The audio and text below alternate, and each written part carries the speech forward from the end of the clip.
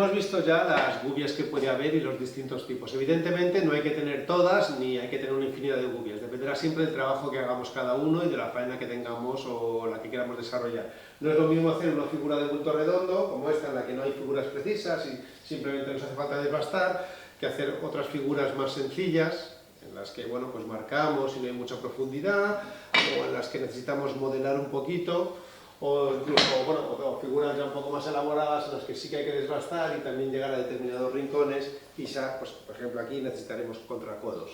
Depende del trabajo que vayamos a realizar, necesitaremos unas gubias u otras, y más pequeñas o más grandes. Para seguir con la idea de presentar y entender las gubias, vamos a retocar algunos de los ejercicios que han dejado por aquí los alumnos del certificado de talla ornamental y ver, más que nada para ver los gestos de las distintas gubias. No podemos entender, no debemos entender que cada gubia está hecha para un trabajo preciso, porque las gubias son muy versátiles y lo que puedes hacer, bueno, puedes hacer varias cosas con una, evidentemente, pero también es verdad que determinados trabajos, determinados gestos se hacen mejor con determinada gubia, ¿no? Y a no ser que sean gubias muy cerradas tipo canutillo, pues hay muchos gestos que se pueden hacer con distintas gubias. Pero un poco por entender y ver la diferencia y entender la variedad de las gubias, vamos a dar 4 golpes y ver los gestos como los cortes que van dejando. Por ejemplo, las primeras que presentamos, las número 1, 2, 3, eran las planas y semiplanas, que evidentemente son más útiles para trabajos tipos figuras geométricas, que son los trabajos iniciales que hacemos, o bueno, molduras también basadas en geometría muy recta, y para hacer planos, por ejemplo, en este caso, que era un ejercicio inicial de una pirámide, pues lógicamente para hacer planos pues viene muy bien un formón de corte plano, o sería la gubia número 1. Ahora, si nos fijamos, vemos que el formón se le van hincando los gavilanes. Recordáis, los gavilanes eran los extremos del filo. Entonces es preferible a veces desbastar con una tipo 3 o 2, que ya los gavilanes están un poco más abiertos y no nos van dejando esa marca.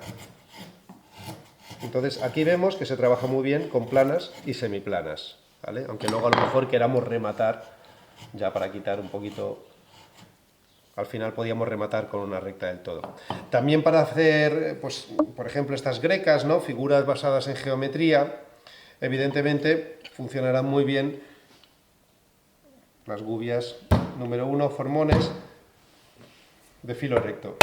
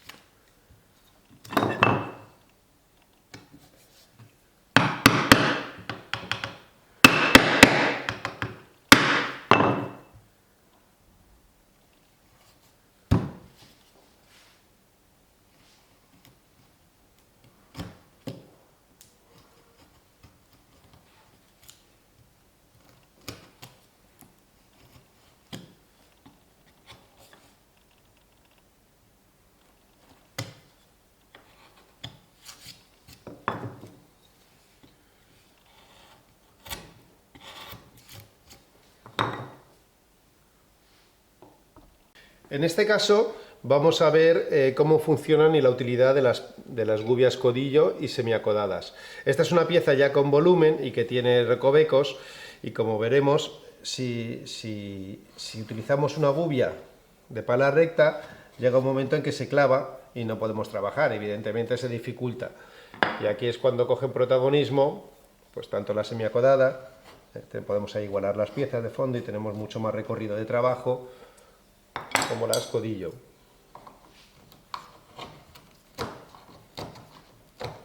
Nos proporciona un gesto mucho más ágil y más largo, que abarca más.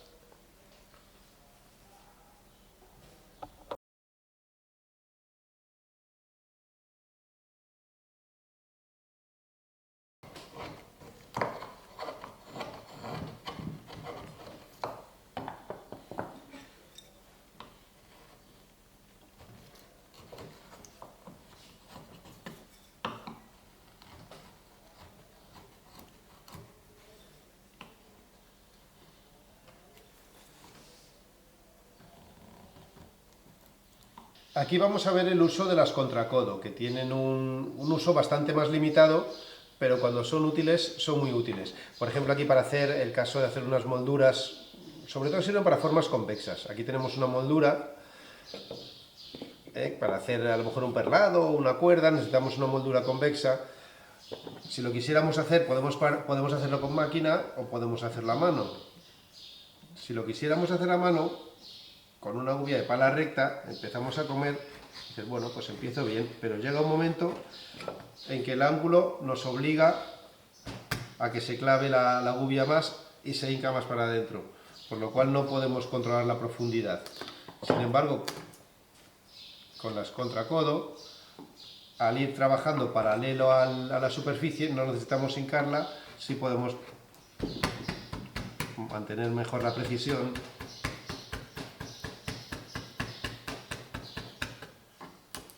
Sin hincarnos, que es lo que nos pasaba en el otro caso.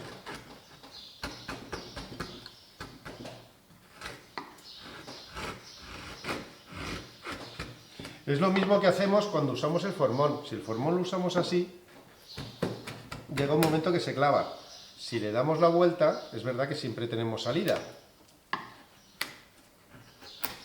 Si nos apoyamos sobre el chaflán o el bisel, no se clava y tenemos salida, porque nos mantenemos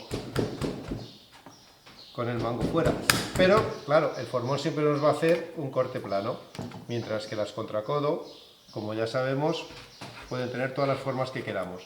Desde más curva, o sea, desde más plana, perdón, hasta más curva. Y nos dejaría hecho el bocel, que nos puede servir en este caso para hacer un perlado u otro tipo de molduras.